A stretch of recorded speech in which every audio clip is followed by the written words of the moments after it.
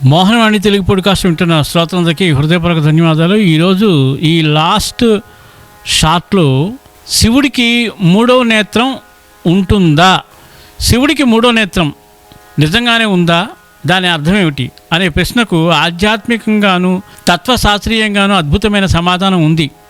శివుని మూడో నేత్రం అంటే ఏమిటి? శివుడికి 3 నేత్రాలు ఉంటాయని పురాణాలు చెబుతాయి.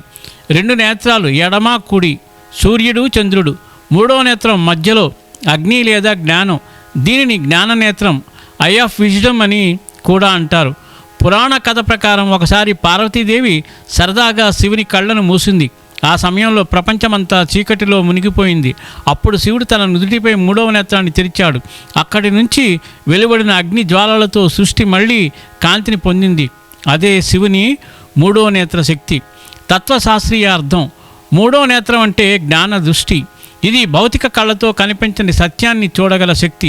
అజ్ఞానాన్ని దహించే జ్ఞానం దీని ద్వారా వ్యక్తమవుతుంది.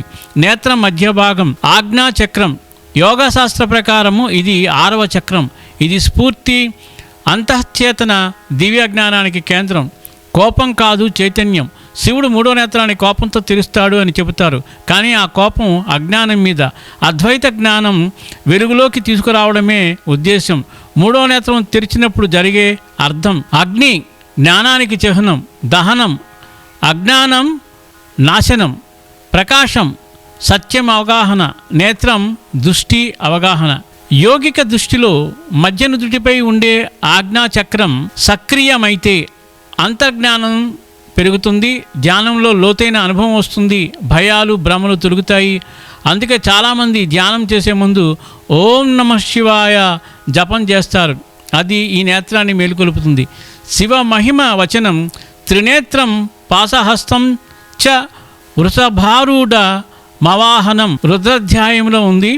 అర్థం: శివుడు త్రినేత్రుడు, పాశహస్తుడు, వృషభవాహనుడు. మూడో నేత్రం ఆయన జ్ఞాన స్వరూపాన్ని సూచిస్తుంది. అందరూ కూడా చాలా చక్కగా అర్థం చేసుకుని ఉంటారని అనుకుంటున్నాను.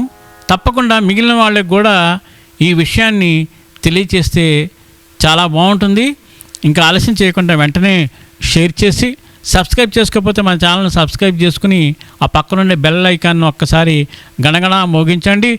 ఇది కనుక మీకు నచ్చితే కామెంట్ బాక్స్లో ఓం నమః శివాయ అని కామెంట్ చేయండి. సర్వేజన సుఖనో భవంతు, లోకా సమస్త సుఖనో భవంతు. ధన్యవాదాలు. స్వస్తి.